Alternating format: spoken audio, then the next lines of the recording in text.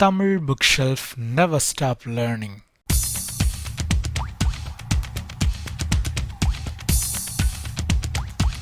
இன்ட்ரோடக்ஷனில் இந்த புத்தகத்தை எழுதின ஜேம்ஸ் கிளியருடைய வாழ்க்கை வரலாறு கொடுத்துருப்பாங்க. ரொம்ப பெரிய வரலாறுலாம் இல்லை, ரொம்ப குட்டியான ஒரு வரலாறு தான். டீனேஜ் பருவத்தில் இருக்கும்போது இவர் அவங்க ஃப்ரெண்ட்ஸ் எல்லாம் சேர்ந்து பேஸ்பால் விளையாடிட்டு அப்படியே சும்மா ரெஸ்ட் எடுத்துகிட்டு இருக்கும்போது இந்த கிரிக்கெட் விளையாட போகிற பசங்க பேட்டு கையில் இருந்துச்சுன்னா சும்மா இருக்க மாட்டாங்க, சும்மா சுற்றிக்கிட்டே இருப்பாங்க. இல்லை ஹெலிகாப்டர் ஷாட் அடிக்கிறேன், கவர் டிரைவ் அடிக்கிறேன், அவரை மாதிரி அடிக்கிறேன், இவரை மாதிரி அடிக்கிறேன். அதே மாதிரி இவங்க குரூப்பில் ஒரு கிரிக்கெட் இருந்துருக்கான். அந்த கிருங்க என்ன பண்ணிட்டான்னா கையில் இருக்கிற பேட்டை ஒரே சுழத்தி கை நழுவி விட்டுட்டான். காத்துலேயே டிராவலான அந்த பேட்டு நேராக அவருடைய இந்த இடத்துல போய் அடிச்சிருச்சு. அடித்த உடனே பயங்கரமான டேமேஜ், இந்த இடம் ஃபுல்லும் டேமேஜ் ஆயிடுச்சு. அதோட சேர்த்து அவருடைய மூளையிலையும் ஒரு பெரிய பாதிப்பு ஏற்பட்டுருச்சு. அதுக்கப்புறமா அவர் ஆஸ்பத்திரிக்கு கூட்டிகிட்டு போய் ட்ரீட்மெண்ட் எல்லாம் பண்ணி 1 வருஷம் ஆகுது அவர் அதுலேருந்து ரிக்கவரி ஆகி வர்றதுக்கு. இந்த 1 வருஷம் கேப் விழுந்ததுனால இவருடைய பர்ஃபார்மன்ஸ் ரொம்ப அடியாங்கிருச்சு. இவரால் பழையது மாதிரி அந்த பேஸ்பாலில் பெர்ஃபார்ம் பண்ண முடியல. அதனாலே என்ன ஆகி போச்சுன்னா அவர் அந்த டீம்லேருந்து வெளியே தள்ளிட்டாங்க. அதுக்கப்புறமா இவர் என்னதான் ஹார்ட் ஒர்க் பண்ணி மேலே வரலாம், நம்ம அந்த டீமில் திரும்பவும் வரணும் அப்படின்னு நினைச்சாலும் என்ன பண்ணாலும் அவரால் அந்த ஒரு அப்பர் பொசிஷனை அடைய முடியாமல் ஒரு செகண்ட் லெவல், தேர்ட் லெவல் அந்த டீமோடலேயே கிடக்குறாரு. அதுக்கப்புறமா ஜேம்ஸ் ஒரு முடிவுக்கு வர்றாரு. நம்ம லைஃப் நம்ம கையில் தான் இருக்குது, எவனை நமக்கு எந்த இடத்தையும் தரமாட்டான், நம்மளாம் போராடி அந்த இடத்த அடைஞ்சாதான் உண்டுன்ற ஒரு நிலைமைக்கு வர்றாரு. அந்த ஒரு மைண்ட் செட் அவர் வர்றதுக்குள்ள ஸ்கூல் முடிஞ்சிட்டு காலேஜுக்கு போகணும்னு சொல்லி விரட்டி விட்டுட்டாங்க. சரி, காலேஜுக்கு போயாத அந்த கோலை நம்ம அச்சீவ் பண்ணணும் அப்படின்ற ஒரு தீர்மானத்தோட ஸ்கூல்ல இருந்து வீராடை போட்டு நம்ம தலைவர் வெளியே வர்றாரு. காலேஜுக்குள்ளே போயாச்சு. காலேஜுக்குள்ளே போனதுக்கு அப்புறமா நல்லா பர்ஃபார்ம் பண்ணுறாரு. பர்ஃபார்ம் பண்ணுறதுக்கு டீமில் இடம் கிடைக்குது. பட் விளையாடுறதுக்குள்ள சப்ஸ்டியூட் ஆட்டு வெளியே உட்கார வச்சுருக்காங்க. சரி, நம்ம அந்த பிளேயர் பொசிஷனை அடையணும் அப்படின்றதுக்காக அவர் ஹார்ட் ஒர்க் பண்ண ஆரம்பிக்கிறாரு. இந்த காலேஜ் போகிற டைம் இருக்குல்ல, அது எல்லாரோட வாழ்க்கையிலையும் ரொம்ப ரொம்ப முக்கியமான ஒரு டைம். ஏன் அப்படின்னா, காலேஜுக்கு போகிற ஒரு பையன் காலேஜ் முடிஞ்சு வரும்போது ஒரு ஆணாக வருவான். அங்கே தான் அவன் நிறைய விஷயங்களை கற்றுப்பான், நிறைய விஷயங்களை தெரிஞ்சுப்பான். ஏன்னா அந்த ஏஜ் அந்த மாதிரி நிறைய விஷயங்களை லேர்ன் பண்ணுவான். அதாவது புக்ஸை தாண்டி வெளியே நிறைய விஷயங்களை தெரிஞ்சுப்பான். அவனுக்குள்ளே இருக்கிற அந்த ஒரு குழந்தைத்தன்மை எல்லாம் போய் அவன் ஒரு மேனாக பரிணாம வளர்ச்சி அடைகிற ஒரு இடம் தான் அந்த காலேஜ் அப்படின்னு வச்சுக்கோங்க. அந்த காலேஜ் டைமில் தனக்குள்ளே இருக்கிற சிறுபிள்ளைத்தனமான விஷயங்களை எல்லாம் தூக்கி போடாத எந்த ஒரு பையனும் வாழ்க்கையில் ஒரு ஆணாக மேலே நிலைச்சு நிற்கவே முடியாது. அவன் வேணால் வேலைக்காரனா கூலிக்காரனா அந்த மாதிரி நிற்கலாமே தவிர ஒரு ஸ்ட்ராங்காக ஒரு பவர்ஃபுல்லான ஒருத்தனாக எழும்பி வர்றது ரொம்ப ரொம்ப கஷ்டம். ஸோ முடிஞ்ச அளவுக்கு அந்த காலேஜ் டைமை நல்லா யூஸ் பண்ணிக்கணும். அந்த டைமை சரியாக யூஸ் பண்ணிக்கிறாரு ஜேம்ஸ் கிளியர். ஜேம்ஸ் கிளியர் என்ன பண்ணியிருக்காருன்னா, அவருடைய ஃப்ரெண்ட்ஸ் எல்லாரும் அரட்டை அடிச்சுட்டு ஜாலியாக படம் பார்த்துட்டு என்ஜாய் பண்ணிட்டு பார்ட்டி அது இதுன்னு எல்லாம் போயிட்டு இருக்கும்போது சீக்கிரமாக உறங்குறது, சீக்கிரமாக எழுந்திருக்கிறது, தன்னுடைய ரூமை எப்போவுமே நீட்டாக வச்சுக்கிறது, காலையில் எழும்பி நேரே கிரவுண்டுக்கு போய் ப்ராக்டிஸ் பண்ணுறது, அது இதுன்னு சொல்லிட்டு நிறைய டிசிப்ளினான ஹேபிட்ஸை இவர் ஃபாலோ பண்ணியிருக்காரு. இந்த ஹேபிட்ஸை இவர் தொடர்ந்து ஃபாலோ பண்ணதுனால இவருடைய படிப்புலேயும் இவரால் ஸ்கோர் பண்ண முடிஞ்சுது, அவருடைய கேம்லேயும் அவரால் ஸ்கோர் பண்ண முடிஞ்சுது. இதோட நீட்சியாக அவர் காலேஜ் முடிக்கும் போது அந்த இயரோடைய பெஸ்ட் ஸ்டூடெண்ட் அவார்டு எல்லாத்தையுமே வாங்கி குவிச்சிட்டாரு. ஏன்னா படிப்புலேயும் நம்பர் 1, ஸ்போர்ட்ஸ்லேயும் நம்பர் 1, எல்லாத்துலேயும் அப்படி பின்னி படல் எடுத்துட்டான் மனுஷன். ஸோ இது எல்லாத்துக்கும் காரணமாக இருந்தது அந்த ஹேபிட்ஸ். அந்த ஹேபிட்ஸை நம்ம எப்படியெல்லாம் பயன்படுத்தினா எப்படியெல்லாம் நம்ம லைஃப் மாறும் அப்படின்றத தெரிஞ்சுக்கிறதுல இவருக்கு ஆர்வம் வந்துருச்சு. இந்த ஆர்வத்தினால இவர் பேஸ்பால் பிளேயர் அப்படின்ற அந்த ஒரு விஷயத்துல அப்படியே ஷிஃப்ட் ஆகி செல்ஃப் டெவலப்மெண்ட் அப்படின்ற அந்த ஒரு விஷயத்துக்குள்ளே போயிட்டார். அதுக்குள்ளே வந்ததுக்கு அப்புறமா நிறைய கம்பெனிஸில் ஒர்க்கர்ஸ் இல்லைன்னா அவர்கிட்ட வரக்கூடிய ஸ்டூடெண்ட்ஸ் எல்லாருக்குமே இந்த ஹேபிட்ஸ் மூலமாக லைஃப்பில் ஏதாவது சேஞ்ச் பண்ண முடியுமான்றதை எக்ஸ்பெரிமெண்ட் பண்ணி பார்க்குறாரு. அதில் அவர் சக்ஸஸும் அடைகிறாரு. அந்த விஷயத்தில் கிடைச்ச ப்ளஸ் மைனஸ் அவர் தெரிஞ்சுக்கிட்ட விஷயம் எல்லாத்தையும் சேர்த்து தான் இந்த புத்தகத்தை எழுதியிருக்காரு. இதை தான் இந்த இன்ட்ரோடக்ஷனில் இவங்க சொல்லியிருப்பாங்க. ஸோ சிம்பிளாக சொல்லணும்னா, அவருடைய லைஃப்பில் ஹேபிட்ஸ்னால நிறைய சேஞ்சஸ் நடந்திருக்கு.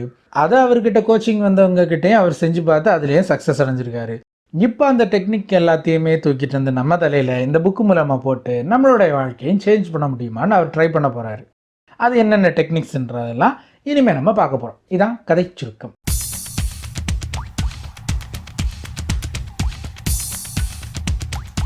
சாப்டர் 1 பற்றி சிம்பிளாக சொல்லணும்னா, ஒரு இலக்கு உங்களுக்கு இருக்குது. அந்த இலக்கை நீங்கள் அச்சீவ் பண்ணணும்னு ஆசைப்படுறீங்க. அந்த இலக்கை அச்சீவ் பண்ணுறதுக்காக ஒரு ஹேபிட்டை நீங்கள் ஃபார்ம் பண்ணுறீங்க. அந்த ஹேபிட்டை ஃபார்ம் பண்ணி அதை ஃபாலோ பண்ணுறதுக்கு எவ்வளோ ட்ரை பண்ணுறீங்க. சில சமயத்தில் அதை நீங்கள் அப்படியே ஃபாலோ பண்ணிட்டு இருக்கலாம், சில சமயத்தில் சொதப்பி பாதியிலே விட்டுறலாம். ஒரு ஹேபிட்டை சக்ஸஸ்ஃபுல்லாக ஃபாலோ பண்ணுறது எப்படி, அந்த ஹேபிட்டை சக்ஸஸ்ஃபுல்லாக ஃபாலோ பண்ணுறதுனால அந்த இலக்கை நம்ம சரியாக அடைகிறது எப்படி, இதுக்கு என்ன பண்ணலாம் அப்படின்றதான் இந்த சாப்டரில் சொல்லியிருப்பாங்க. ஒரு குட்டி கதை மூலமாக தான் இந்த சாப்டர் வந்து ஓப்பன் ஆகுது. இங்கிலாந்துல ஒரு சைக்கிள் ரேஸுக்கு போற ஒரு டீம் இருக்கு. அந்த டீம் வந்து என்னதான் முக்கி முணங்கினாலும் கிட்டத்தட்ட ஒரு 90-100 வருஷத்துக்கு ஒரு வெண்கல கிண்ணம் கூட அவங்க ஜெயிச்சதே கிடையாது. அப்படி ஒரு மொக்க டீம். அந்த டீமுக்கு ஒரு கோச் வர்றாரு. அந்த கோச் வந்ததுக்கு அப்புறமா ஒரு புதுசா ஒரு தியரி அவங்களுக்கு சொல்றாரு. ஒரு பிராக்டிக்கல் ஆட்டு நம்ம இதை வந்து ட்ரை பண்ணி பார்ப்போம் அப்படின்னு ஒரு தியரியை சொல்றாரு. அந்த தியரி என்னன்னா, நமக்கு இந்த சைக்கிள் ரேஸ்ல ஜெயிக்கணும். ஸோ அதுக்கு என்னென்ன ஆஸ்பெக்ட்ல எல்லாம் நம்ம வந்து இம்ப்ரூவ் பண்ணணுமோ அது அத்தனையும் நம்ம இம்ப்ரூவ் பண்ணணும். ஒரே 1% எல்லா ஆஸ்பெக்ட்லயும் நம்ம இம்ப்ரூவ் பண்ணா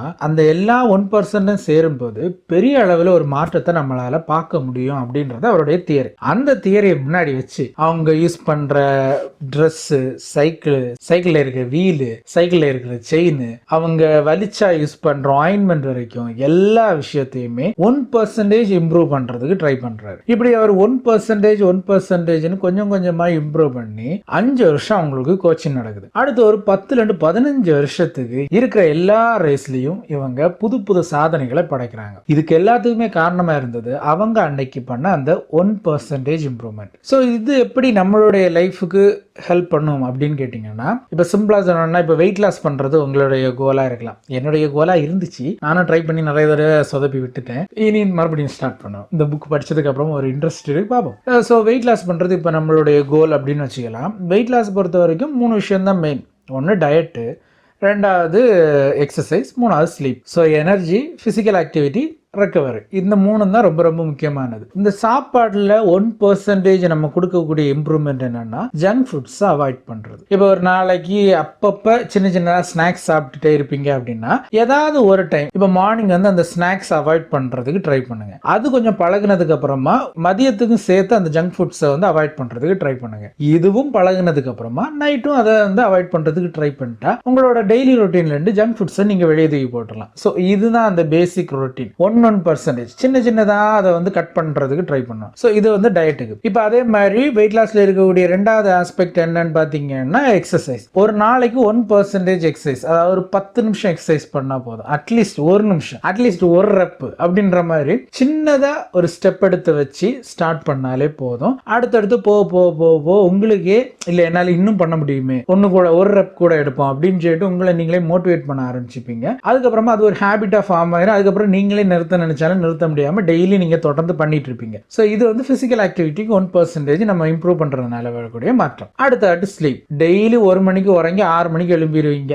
டெய்லி உங்களுக்கு ஒரு 5 மணி நேரம் தான் உறக்கம் அப்படின்ற மாதிரி நீங்க ஒரு ரொட்டீன் ஃபாலோ பண்ணிட்டு இருந்தீங்கன்னா 1% இம்ப்ரூவ்மெண்ட். ஒரு அரை மணி நேரம் முன்னாடியே உறங்க போங்க. இப்போ 1 மணிக்கு உறங்குறீங்கன்னா 12:30 உறங்க போகணும். இது பழகுனதுக்கு அப்புறமா 12 மணிக்கு அதை மாற்றணும். இப்படியே 1% கொஞ்சம் கொஞ்சமா பின்னாடி கொண்டு போய் ஒரு 10 மணிக்கு உறங்கி 6 மணி 5 மணி இந்த டைமுக்கு எழும்புற மாதிரி ஒரு ரொட்டீனை நீங்க ஃபார்ம் பண்ணணும். ஸோ வெயிட் லாஸை கோலா வச்சு அதுல இருக்கக்கூடிய இந்த 3 விஷயங்கள்லையும் நம்ம ஒரு பெர்சன்டேஜ் வந்து இம்ப்ரூவ் பண்ணதுனால நாளடைவில் உங்களோட வெயிட் கிராஜுவலா குறைய ஆரம்பிக்கும். எந்தவித சைடு எஃபெக்டும் இருக்காது. எந்தவித பிரச்சனையும் இல்லாம ஆட்டோமேட்டிக்கா நீங்க வெயிட் லாஸ் பண்ணுவீங்க. ஸோ இதுதான் இந்த 1% டெக்னிக். ஸோ இந்த 1% இம்ப்ரூவ்மெண்ட் பண்றது, 1% ஒரு விஷயத்தை செய்யறதுனால நம்ம வந்து ஹேபிட் ஃபார்ம் பண்ண முடியும். பட் நம்மளே அறியாம சில விஷயங்கள் தொடர்ந்து செஞ்சுட்டு இருப்போம். அதுவும் ஹேபிட்டா தான் இருக்கும். அந்த ஹேபிட்ஸ் நல்லதா இருந்தா பிரச்சனை இல்லை, நம்மளை வந்து இம்ப்ரூவ் பண்ணிட்டே இருக்கலாம். பட் கெட்டதா இருந்தா இன்னைக்கு பெரிய அளவுல நமக்கு எஃபெக்ட் தெரியலனாலும் ஃபியூச்சரை அது பெரிய அளவுல பாதிக்கிறது வாய்ப்பு இருக்கு. ஸோ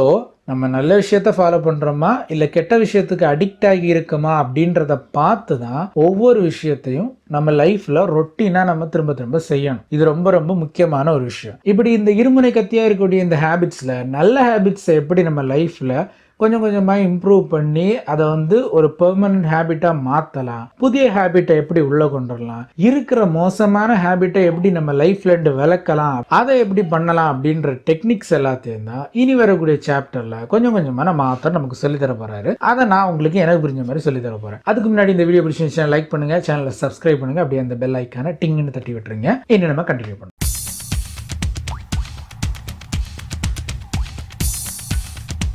ஒரு ஹேபிட்ஸை வந்து நம்ம உருவாக்குறோம் இல்லைன்னா கெட்ட ஹேபிட்ஸை நம்ம லைஃப்ல இருந்து அழிக்க நினைக்கும் போது நம்ம எல்லாருமே முதல்ல செய்யக்கூடிய விஷயம் என்ன, ஒரு கோலை ஃபிக்ஸ் பண்ணிப்போம். அதுக்கப்புறம் அந்த கோலை ரீச் பண்றதுக்கான ஹேபிட்ஸை ஃபார்ம் பண்ணுவோம். அந்த ஹேபிட்ஸ் மூலமா நமக்குன்னு ஒரு அடையாளத்தை உருவாக்கும். ஸோ இதுதான் நம்ம வந்து எல்லாருமே யூஸ் பண்ணக்கூடிய நார்மலான டெக்னிக். இந்த விஷயத்த ஆத்தர் ரிவர்ஸ் பண்ண சொல்றாரு. முதல்ல உங்களோட அடையாளம் என்ன அப்படின்றத உருவாக்குங்க. அந்த அடையாளத்தை அடையிறதுக்கு நீங்க என்ன பண்ணணுமோ அதை உங்களோட ஹேபிட்ஸ் ஆவீங்க. அந்த ஹேபிட்ஸை தொடர்ந்து நீங்க ஃபாலோ பண்ணீங்கன்னா உங்களுடைய கோல்ஸை நீங்க ரீச் பண்ணலாம். ஸோ ரிவர்ஸில் பண்ணீங்கன்னா இந்த விஷயம் பாசிபிள் அப்படின்னு சொல்றாங்க.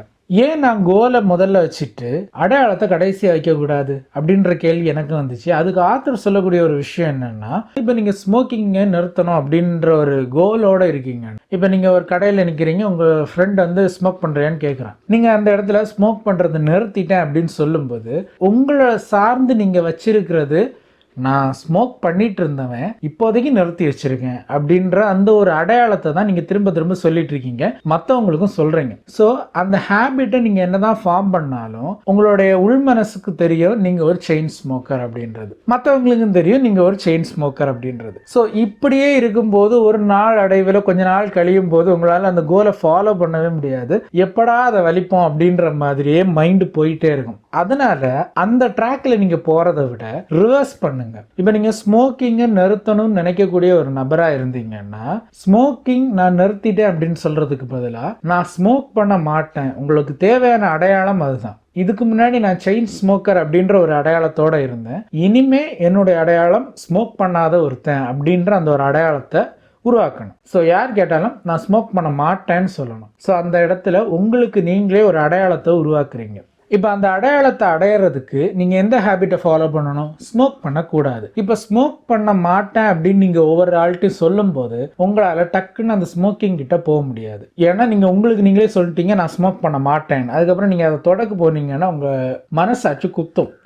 நீதான் ஸ்மோக் பண்ண மாட்டேன்னு சொன்னேன் இல்லை, அப்புறம் இந்த கை எங்கே கொண்டு வர மூடிட்டு உள்ளாவே அப்படின்னு சொல்லும். ஸோ இந்த மனசாட்சி எப்போ உங்களை கேள்வி கேட்குதோ அப்போ நீங்கள் இந்த ஹேபிட்ஸை ஈஸியாக கட் பண்ணுறதுக்கான வாய்ப்புகள் நிறையவே இருக்குது. எந்த ஹேபிட்டாக இருந்தாலும் சரி, எந்த அளவுக்கு மோசமான ஹேபிட்டாக இருந்தாலும் சரி, மனசாட்சி கேள்வி கேட்டு அதுக்கு நீங்கள் கட்டுப்படுற ஒரு இடத்துக்கு வந்துட்டீங்க அப்படின்னாலே ஈஸியாக அந்த ஹேபிட்லேருந்து வெளியே வந்துடலாம். அதனால நீங்கள் ஒரு இடத்துல வாய் விட்டு நான் ஸ்மோக் பண்ண மாட்டேன் அப்படின்னு சொல்கிறீங்கன்னா அதுக்கப்புறம் உங்களுக்கு ஸ்மோக்கிங் பண்ணுறதுக்கு தயக்கம் வரும். இந்த தயக்கத்தினால கொஞ்சம் கொஞ்சமாக நீங்கள் அந்த ஸ்மோக்கிங் ஹேபிட்லேருந்து வெளியே வருவீங்க.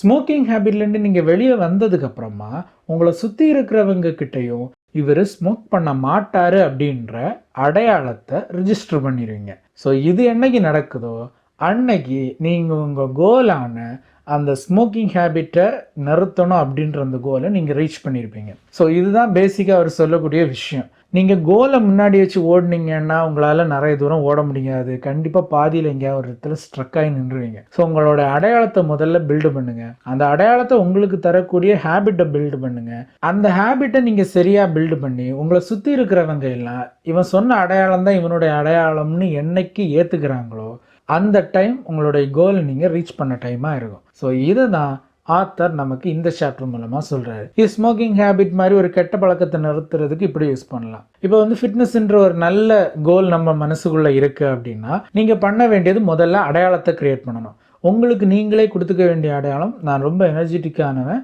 நான் ரொம்ப ஃபிட்டாக இருக்கேன், நான் ரொம்ப ஹெல்த்தியான லைஃப் ஸ்டைலை வாழ்கிறேன். ஸோ இதுதான் நம்மளோட அடையாளம். இந்த அடையாளத்துக்கு தேவையான ப்ராப்பர் டயட்டு, ப்ராப்பர் ஸ்லீப்பு, ஒழுங்கான எக்ஸசைஸ், இது எல்லாத்தையுமே ஹேபிட்டாக ஃபாலோ பண்ணணும். இந்த ரெண்டாவது விஷயத்த பர்ஃபெக்டாக நம்ம ஃபாலோ பண்ணி சக்ஸஸ் அடையும் போது சுற்றி இருக்கிறவங்க எல்லாம் ஆமாம் இவன் ரொம்ப ஆக்டிவான பையன், எனர்ஜெட்டிக்கான பையன், ஹெல்த்தியான லைஃப் ஸ்டைலை ஃபாலோ பண்ணுறவன் அப்படின்றத அவங்களும் ஏற்றுப்பாங்க. அந்த ஏற்றுக்கிற நாள் நம்மளுடைய கோலை ரீச் பண்ண நாளாக இருக்கும். இல்லைன்னா கோலை ரீச் பண்ணுறதுக்கு நெருங்கிட்டோம் அப்படின்றது ஒரு நமக்கு காட்டக்கூடிய ஒரு நாளாக இருக்கும். ஸோ இந்த சாப்டரை பொறுத்த வரைக்கும் ஆத்தர் நமக்கு சொல்லக்கூடிய முக்கியமான விஷயம் இந்த டெக்னிக் தான். எல்லாரும் போகிற ரூட்டில் போகாமல் ஒரு டிஃப்ரெண்டான ரூட்டை வந்து ஆத்தர் நமக்கு இந்த இடத்துல சொல்லி தந்திருக்காரு. சும்மா ட்ரை பண்ணி பாருங்கள், காசா பணமா, வீட்டில் நேரம் போகாத நேரத்தில் சும்மா ஒருக்கா ட்ரை பண்ணி பாருங்கள். ஸோ இதோட இந்த சாப்டர் நம்ம முடிச்சிடலாம். எல்லாருக்கும் புரிஞ்சிருக்குன்னு நினைக்கிறேன். புரியலைன்னா கமெண்ட்ஸில் சொல்லுங்கள். அடுத்த வீடியோவில் இன்னும் நிறைய எக்ஸாம்பிளோட நான் எக்ஸ்பிளைன் பண்ணுற ரெடியாக இருக்கேன். பட் என்ன பிளேடு போடுற மாதிரி இருக்கும், பிளேடை தாங்க முடிஞ்சவங்க கமெண்ட் பண்ணுங்கள். அண்ட் இந்த வீடியோ பிடிச்சிருந்துச்சுன்னா லைக் பண்ணுங்கள், சேனலை சப்ஸ்கிரைப் பண்ணுங்கள், மறக்காமல் பக்கத்தில் இருக்கிற பெல் ஐக்கானை கிளிக் பண்ணி விட்டுருங்க. ஃப்ரெண்ட்ஸ் அண்ட் ஃபேமிலி கூட இந்த வீடியோ ஷேர் பண்ணுங்கள்.